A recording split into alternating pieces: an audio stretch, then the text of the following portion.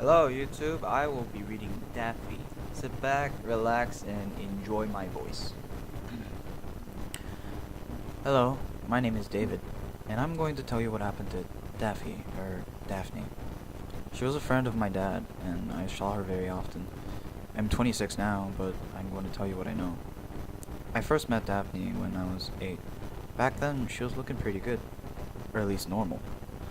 She came to our house every Friday at 17 o'clock to visit my dad. They both sat in our living room and talked about usual stuff.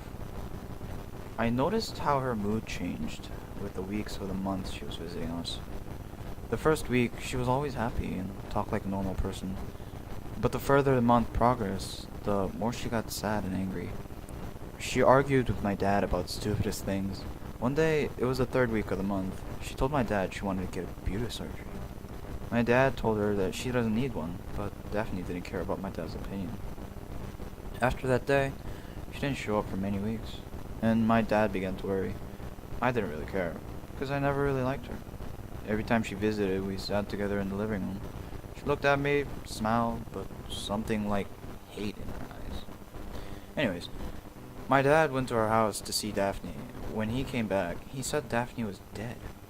I was shocked because I didn't expect that, and I asked him how she died. My dad replied with, "She slit her throat with a piece of broken mirror." Now, I was really shocked. Why would she have done that? Well, things like that happen every day, I said to myself. In the same night, I woke up. I felt a little pain in my eyes, and I was sure it was just fatigue. I would notice somebody outside my window. I stood up to see what it was. It was a face. It was like her face, but very different. Her eyes were like circles, not like normal eyes. Her eyebrows were straight lines. I also noticed that her cheeks were some kind of swollen or so. I wanted to turn the lights on, but her face kind of teleported in front of the switch. She just smiled at me the same way she did when she visits us. I panicked, fell on my back, and I crawled away from her naked body. She just laughed. The last thing I heard was the sound of a mirror getting broken. Then she disappeared. To this day, I'm sure she killed herself because of the failed beauty surgery. But that's not the end of the story. A few weeks later, my dad came home and told me that he found a box of photos from Daphne. He looked very scared.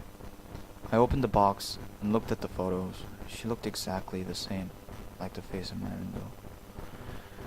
As I looked at the details of the photos, I realized that every single photo had a timestamp.